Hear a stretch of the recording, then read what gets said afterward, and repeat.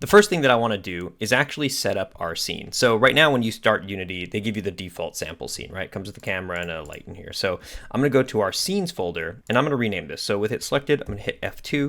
I'm going to call this 00_scenes. Okay, so I'm going to go to our scenes, and our scene right now is sample scene. But what I want to do is just rename this. We're going to call this our spaceship game. And it's asking me if I want to reload. I'm going to hit reload right now because I haven't really changed anything in here, and nothing's going to get lost because we just started a fresh project. So, okay, reload. It's fine. Okay, now you can see that our scene is called Spaceship Game. So the next thing I want to do is actually create our spaceship. So what I'm going to do is go over to our sprites. The easiest way to get started is just taking our spaceship image here and dragging it into our scene. So now it's right here in the center. If I hit F while I'm in here, you can see it's focused in. You can turn gizmos on and off just so you can see things clearer. So for now, I'm just going to turn gizmos off up here in the corner. And we can see our spaceship here, right? Now, right now, this object only has the sprite renderer on it. We need to add a little bit more to get this up and running. We're going to give it a couple things. First, we're going to give it a polygon collider 2D.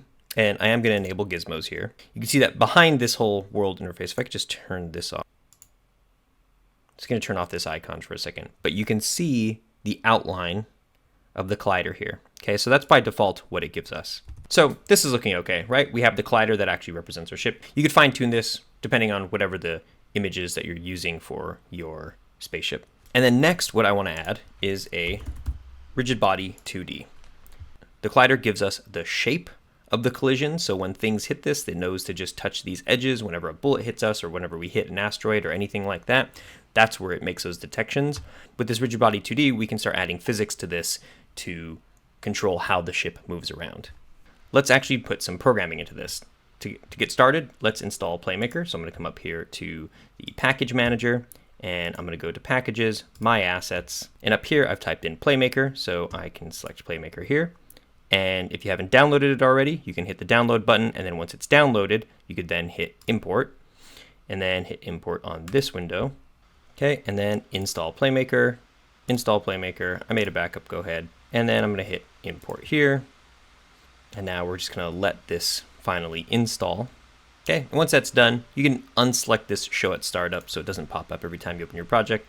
Close this and close this. And up here on the Playmaker tab, I can open my Playmaker editor. And I'm just going to dock this. I'm going to select this tab right here, and I'm going to dock it in here. Now I can select our spaceship and come down here and add a new component. Type in FSM, and I'm going to add a new Playmaker FSM. Okay, so this FSM, the thing that we're going to start with is just to get this thing moving. Okay, so let's make it so our spaceship can just move forward at all. We can call this FSM thrust, right? So this is the thruster that controls the ship moving forward. I'm going to select our action browser right here, and I'm going to dock this over to the side. Okay, and we can shrink this a little bit. And the action that I want to look for up here in the search bar is add relative force 2D. I'm going to drag and drop this in here. So this is going to add force to this object, and it can only add force to things with a rigid body, which we do have. Okay, and I want it to be running every frame, so it's constantly adding force every single frame. If I don't have this selected, it's just going to add force to this once, and that'll happen in a fraction of a second, as fast as that can be calculated, and never again. But we don't want that. We want this to constantly be moving. So with this off, it's kind of like it gets one tiny initial little nudge, but if we have this on, it's like it's actually being pushed forward. So over here, you can decide which axis you want to apply these forces on. So on the y-axis, if I deselect this little equals box, right, we could just hand type in a number here. For now, I just want to show you how this works. If we put in a number like 3, and then we zoom out here and turn off gizmos again, you can see that our y-axis, first of all, is this yellow line, right? So up is positive y and down is negative y. This red arrow is our x-axis, right? So to the left is negative and to the right is positive. So 3 means it'll be pushed 3 units upwards every frame. Okay, so let's give this a test. First of all, I'm going to come over to the game mode over here, and I'm going to say that I'm going to play unfocused, which will let me run the game but look at the scene tab instead of always automatically switching to the game tab, okay? Because I just want to watch it over here for now. So I'm going to hit play. Ooh, and it just kind of drops. Now, a thing that you have to realize is this rigid body is applying all these physics values to it. So you can see our gravity scale is 1, but in space, ain't no gravity. So we're changing this to 0, right? So let's focus on our spaceship again. And now that we've set gravity to 0, let's try that one more time. Hit play. Look at that. Okay, it just moves along, but it kind of just keeps going forward, right? So not much use of us for that thing to just keep going forward. So I'm going to press stop, select it, and to easily find things in your scene view, you could just select the item and then put your mouse in the scene view and hit F, and it'll zoom in on it. If you hit it again, it'll kind of zoom out. You can kind of zoom in and out by tapping F.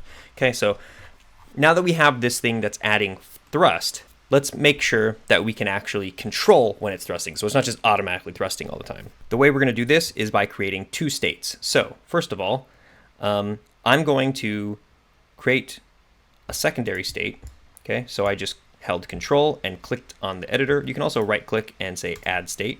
Okay, so in here, what I'm going to do is select this state. I'm going to call this thrust, and this first state we'll call idle. Now that doesn't make sense for this to be in the idle state, right? So I'm going to drag and drop this action into the thrust state instead. Okay, so I just popped it in there. So now in idle, nothing's happening. In thrust, we have our force, right? Now in idle, I'm going to put in a get button down action, and it's going to be looking for the button named fire, which is tied to Unity's input system. So Unity's input manager. So if I come up here to edit and go to project settings, and I go to input manager, and I drop down this menu for axes. All these are the names of the different types of inputs that are being provided by Unity. So a lot of these you'll see in your project. Most of these you're going to see in your project. They are the default values that Unity ships with. And so typically you have fire 1, fire 2, and fire 3, jump, horizontal, and vertical, all these things, right? Fire 1 is mouse 0, which means left click, or you can press left control. There's 2, it lets you use either one of these, right? So it's basically saying fire 1 is like left clicking. So that means for us, fire 1 is like if we're left clicking, that's what will create thrust. If we left click, we can send an event. We'll make a new event called next. Okay, and I'll click this red button to add a transition. You'll see that down here, it added our next transition. So when the next event fires, the next transition will send us to the thrust state. Okay, so now, see if we play this, and I switch over to game view. In here, nothing's happening, right? And in fact, let me just put these side by side so you can see this a little bit better, right? Oops, okay. So I put the game view and scene view side by side just because right now you can't really tell where this, you can't really see what's going on too much over here without the grid. It's a little easier to see things with the grid. So I'm gonna hit play, and you can see that nothing's happening in idle, right? It's waiting for us to click. So as soon as I hit click, it starts going, okay? As it stands, that thing is still going, and I let go of click. And that's because we haven't told it to stop when we let go of click. In order to do that, we could put in a get mouse button up, or get button up in our thrust state. So in here, we're also listening for fire 1, except if we let go of it, we can send a new event called back. I'm gonna add that transition, and we'll send back, okay? Now I like to keep my arrows nice and tidy, so when you select a transition, you'll see that it actually turns blue, right? So you can have the state selected, but to select the transition, the little gray box, right, that's different. You can see the kind of, with the transition selected, when it's actually turned blue, the transition being this name and the arrow, I can hold control and I can use left and right to switch which side of the state it comes out from. And that just keeps things a little bit more tidy, right? So I can put this like here, right here, and you can see that we have a nice flow of logic. It just kind of goes in a circle here. If I zoom out here and I press play, if I give it a little tap, it kind of moves forward, right? If I hold it, it goes a little more. And if I hold it again, it goes even more. Okay, but you'll see that down here, the state that's highlighted is the one that I'm currently in. So when I'm clicking, it's in thrust, and when I let go of click, it goes to idle. When I click down, it's thrusting, let go, goes to idle. Okay, so now we have that logic set up. Let's do a little bit more though. We want to give some feedback in here. So in our thrust, what we could do is add the little flame that pops up at the back of the spaceship. So I'm going to go to our project, and I'm going to take our little vector flame, and I'm going to drag and drop it as a child of this vector spaceship, which means that I'm going to put it onto the spaceship like that, right? And you can see that it adds the game object here just underneath it. So when things are underneath when objects in this hierarchy are sort of indented that way, and you can see that it even adds a little drop-down menu to like hide or display them, that this object is now considered a child, and this object is considered the parent of that child. Okay, so they have the parent-child relationship. So with this vector flame, I'm gonna zoom in on it. You can see that right now it's just the center of things, but I want to move it down a little bit so it's like right there. Okay, with this vector flame, we don't want it to be on all the time. We only want it to be on when the spaceship is moving. So I'm going to come over here.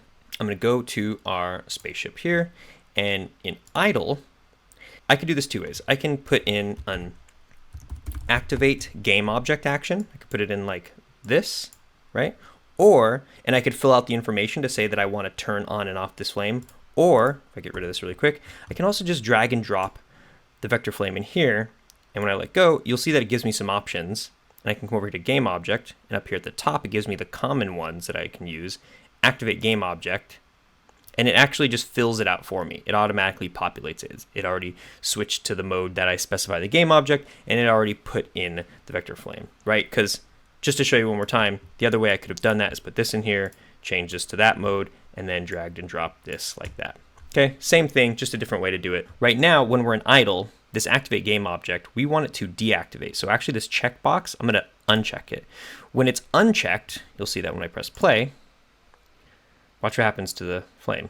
It disappears, right? This activate game object action told it to turn off. It told it to deactivate. Now, what we could do is say reset on exit. And that way, when we press play, it'll be off. It'll be deactivated in this state. But as soon as we exit this state, it'll reset to activated. So when I press, so you'll see that when I press, so when I click, it turns on. When I let go, it turns off. Okay, I have to follow this for now, but on, off, right? On, off. Okay, so now we have some feedback, and that's how our thrusters can show up. Just because this spaceship is really just sliding around all over the place, I want to change this linear drag and angular drag. The linear drag, I'm going to change to 0.25, and also the angular drag to 0.25. It's going to give it a little bit of drag. It's going to make it harder for the spaceship to just float off even when we're not thrusting. Okay, it's like adding a little bit of friction to it. So even when we're not thrusting, it'll eventually slow down to a stop. Whereas before, it just would have kept floating off forever because there was no drag, there was no, call it friction if you want, but the idea is that we want this thing to slow down to a stop, or else we're going to really lose control of it. So if I hit play, and if I just focus in on it really quick so we can see it in this space as well, if I click, see it can slow down to a stop. Before, it just really would have kept going. See, now it's completely stopped. Before, this would have just kept going off screen, but now it actually slows to a stop. And the angular drag, by the way, is just for when we add in the rotation element to this, when we can actually start steering this thing, that the angular drag will prevent it from spinning out of control as well, okay? Because it needs a little bit of drag to prevent it from having really chaotic controls. So let's actually set up the steering for this now.